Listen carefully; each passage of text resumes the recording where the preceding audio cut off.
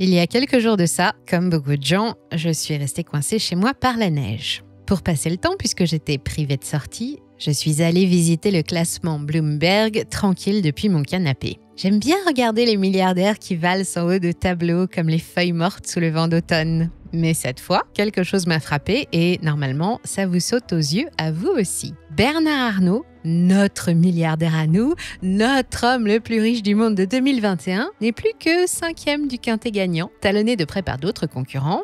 Et pire encore, c'est le seul à perdre de l'argent. Et quand Bernard Arnault perd de l'argent, c'est comme quand il en gagne, c'est par dizaines de milliards. Et cette fois, c'est un bouillon colossal de 43 milliards d'euros, le PIB de la Lettonie. Encore une année comme ça, on va le perdre de vue. Depuis 10 ans, son bébé, l'Empire LVMH, est la plus grosse valeur cotée à la Bourse de Paris, le plus gros contributeur aux exportations devant Total, et c'est un catalogue de marques iconiques qui font aussi de lui le plus gros ambassadeur de la France dans le monde. Je vous avais présenté l'histoire du groupe et ses performances pendant la crise sanitaire dans une autre vidéo il y a quelques temps déjà, mais dans celle-là, je vais plutôt vous parler du présent et du futur, parce qu'en un peu moins d'1 an et demi, la locomotive du CAC 40 a perdu plus d'un tiers de sa valeur. Le climat a changé dans le secteur du luxe, et c'est dans des circonstances bien peu favorables que Bernard Arnault, le patriarche prévoyant de 76 ans, prépare sa succession. Ça faisait longtemps que LVMH n'avait pas été confronté à autant de menaces en même temps, internes et externes, de quoi refroidir jusqu'à ses plus fidèles investisseurs. Alors je me suis dit qu'il était temps d'aller prendre des nouvelles de ceux qu'on surnomme parfois la famille royale de la République, le clan Arnault et de leurs petites affaires. Toute la question désormais étant de savoir à qui Bernard va transmettre sa couronne. Mais juste avant, je tiens à vous parler de notre partenaire CyberGhost. CyberGhost est plus qu'un simple VPN, c'est votre bouclier numérique. Grâce à lui, vous devenez aussi invisible qu'un fantôme. Vos données sont protégées des regards indiscrets, mais CyberGhost va au-delà de la simple protection. C'est aussi votre passeport pour un contenu sans frontières. Envie de découvrir 40% de contenu en plus sur Netflix ou Disney+, ou de suivre les courses automobiles locales en Belgique gratuitement? Quelques clics suffisent pour changer votre localisation virtuelle et accéder à des contenus géorestreints de plus de 35 services en ligne. Simple d'utilisation, que vous soyez sur Windows, macOS, sur mobile, sur console ou sur votre Smart TV, CyberGhost sécurise jusqu'à 7 appareils simultanément. C'est la solution idéale pour protéger toute la famille, soutenue par un service client français disponible 24 heures sur 24 et 7 jours sur 7, dont les clients font l'éloge sur Trustpilot. Et si vous pensez que la sécurité en ligne est hors de prix, détrompez-vous. Grâce à notre offre spéciale Money Radar, bénéficiez de 83% de réduction et de 4 mois gratuits. Pour seulement 2 € par mois, rejoignez les 38 millions d'utilisateurs satisfaits. Sceptique, essayez sans risque grâce à la garantie satisfait ou remboursé de 45 jours. Pour en savoir plus et sécuriser votre présence en ligne, cliquez sur le lien en description.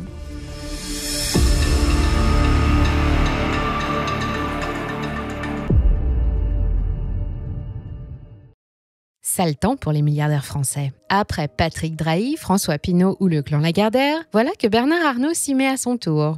L'homme le plus riche du monde de 2021, un temps plus riche que Elon Musk, a vu en un an sa fortune passer de près de 200 à 154 milliards d'euros, une perte qui représente l'équivalent de 2,5 millions d'années de SMIC net. Trouvez les mots Bernard Arnault et perte dans la même phrase, jusqu'ici ce n'était pas très courant, mais il va falloir s'y habituer. Son empire à lui, Louis Vuitton Moet Hennessy, est la plus grosse société française cotée en bourse. En 2023, elle pesait à elle toute seule près de 20% du CAC 40 et elle était alors valorisée autour de 440 milliards d'euros. Ses activités ont explosé en 2016 et la crise sanitaire l'a à peine fait dévier de sa trajectoire. Ses performances ont même dépassé toutes les espérances pendant les confinements avec l'aide des classes supérieures du monde entier, enfermées chez elles et soumises à de folles envies de se faire du bien sur les marketplaces de luxe. Entre le moment où les affaires ont repris et son plus haut d'avril 2023, l'action LVMH a bondi de 117%, malgré la perte du marché russe, alors qu'elle venait déjà de fournir plus 163% en 3 ans. En tout, ceux qui ont investi 1 000 € sur LVMH en novembre 2016 se sont retrouvés en avril 2023 à la tête d'un petit magot de 5 331 €. Mais ça n'a pas duré. Depuis, ce magot est retombé à 3 550 € et LVMH a perdu plus de 30% de sa valeur, dont 17% depuis le début de l'année. On dirait bien que le géant du luxe s'est pris les berlutis dans son tapis persan. Le tapis en question, c'est d'abord le ralentissement de la demande mondiale en produits de luxe. C'est que la baisse du pouvoir d'achat, on ne la ressent pas qu'en France. Le contexte mondial est mauvais, en particulier en Chine, moteur de la croissance du groupe depuis 2016. Les Chinois ne consomment plus et depuis la chute du secteur immobilier et les réformes engagées par Pékin pour réorienter l'économie, ils n'ont plus confiance. Ailleurs, les coûts du logement et de l'énergie ont alimenté l'inflation et depuis Noël dernier, l'Europe flirte avec la récession. Quand les temps deviennent aussi difficiles, on dépense d'abord pour nos besoins de base, pour les désirs, on verra plus tard. Alors qu'en 2022, les prévisionnistes attendaient une croissance régulière du marché du luxe de 7 à 10% par an jusqu'en 2030, la conjoncture a amené les experts à revoir leur copie. Chez McKinsey, par exemple, on n'attend plus que 3 à 4% de croissance sur les 3 marchés clés que sont les États-Unis, le Japon et la Chine. Et pour 2024, plus précisément, il faudra se contenter de 2,8% de croissance contre 5,5% attendus. Chez Barclays, on est moins optimiste, ce sera 2% seulement pour cette année. Le ralentissement mondial contrarie les affaires d'une industrie du luxe en souffrance. Or, presque 6% du marché du luxe porte une étiquette LVMH. Les résultats de 2023 ont été exceptionnels. Plus de 84 milliards d'euros de chiffre d'affaires et 15 milliards de bénéfices, presque 2 fois plus qu'avant la crise sanitaire. Mais cette année, c'est une énorme déception.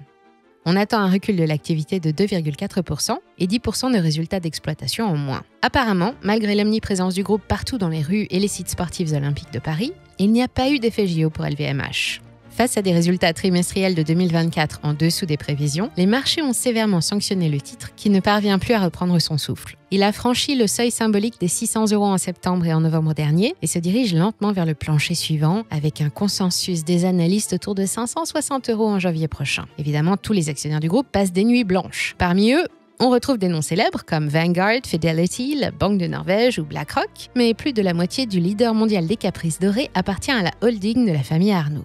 La fortune des Arnault évolue en permanence parce qu'elle est principalement composée de parts et d'actions dans les sociétés qui détiennent LVMH. Selon les estimations, elle ne comporterait que 10 à 12 milliards d'euros de cash. Alors forcément, quand LVMH perd du poids, une grosse partie de la fortune du clan s'envole. Elon Musk est un autre exemple. Il n'empêche que Bernard Arnault sait que la fête est finie pendant au moins quelques temps. Le contexte mondial n'est pas bon, les acheteurs sont indécis, ils sont moins nombreux. Ils ont de plus petits budgets qu'ils consacrent de plus en plus à la seconde main. Le patriarche s'attend à un recul temporaire de ses affaires qui pourrait ressembler à ce que LVMH a connu après la crise des subprimes en 2008. Et pourtant, c'est dans ces conditions qu'arrivé à l'âge de 75 ans, soit 3/4 de siècle, le pape du luxe commence à préparer sa succession. Et ça aussi, ça inquiète beaucoup les marchés. Tout le monde le reconnaît, LVMH doit l'intégralité de ses succès à Bernard Arnault. Esprit compétitif et manager d'exception, c'est une des figures françaises des affaires les plus célèbres à l'étranger. Ce polytechnicien a pris la tête de LVMH en 1989 et a bâti sur ses fondations un empire colossal. Il a transformé la mode, la parfumerie, la joaillerie et a conquis le monde via le rachat ou l'exploitation de dizaines de marques parmi les plus prestigieuses au monde. Malgré quelques échecs marquants comme Gucci ou Hermès, on l'a surnommé l'ange exterminateur, le conquistador, le French Raider ou le Terminator pour ses méthodes radicales en affaires, mais redoutablement efficaces. Alors parler de la succession de Bernard Arnault ou évoquer simplement le sujet suffit à faire frissonner toute la planète finance. Voilà la situation. Bernard a 5 enfants.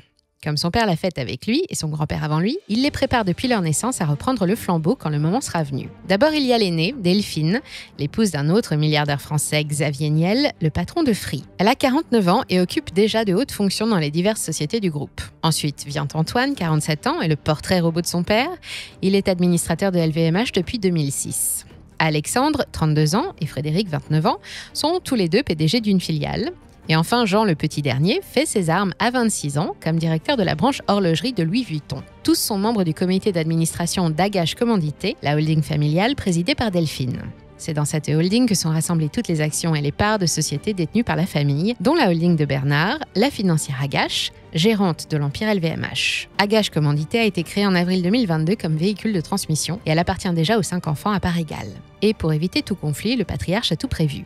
Une présidence tournante pour que chacun de ses enfants puisse diriger la holding autant que les autres et un droit de veto de 30 ans durant lesquels aucun nouvel associé ou dirigeant ne pourra être nommé sans obtenir l'unanimité. Tout devrait donc bien se passer, mais ce n'est pas la gestion de la transmission qui pose problème. Bernard connaît les effets dévastateurs d'une gouvernance hasardeuse ou de choix stratégiques mal avisés. La perte de contrôle du conglomérat bâti par Jean-Luc Lagardère, passé hors du giron familial en moins de 4 ans après avoir été repris par son fils Arnaud, illustre parfaitement ce qu'il redoute.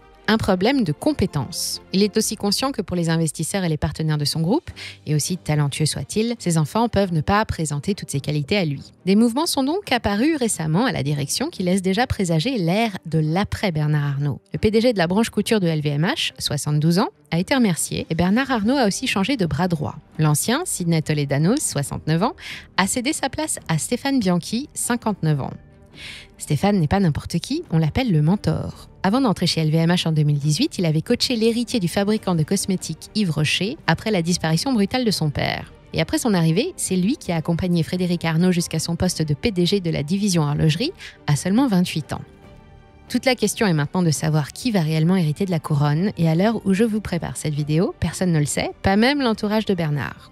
Rien ne transpire, aucune tension entre les enfants, aucun lapsus pendant les interviews, mais une chose est certaine, ce sera forcément l'un des 5, car jamais Bernard ne laissera un étranger s'approprier les commandes de son empire. Avant de se perdre dans les conjectures, il martèle à longueur de temps que ce n'est pas parce qu'il a entamé ses démarches qu'il a l'intention de prendre sa retraite. J'y suis, j'y reste. Et il est donc plus que probable qu'il soit encore là pendant une paire d'années. Sans compter que la famille semble de constitution robuste, son père est décédé à 91 ans et son grand-père à 101 ans, et Bernard est suivi par les meilleurs médecins du monde. C'est donc entre ses mains que LVMH s'apprête à traverser la crise qui s'annonce, même si on le voit bien, ça ne suffit pas à rassurer les marchés. Alors, que compte faire Bernard Arnault pour encaisser le choc et relancer ses affaires ? D'abord, continuer à diversifier.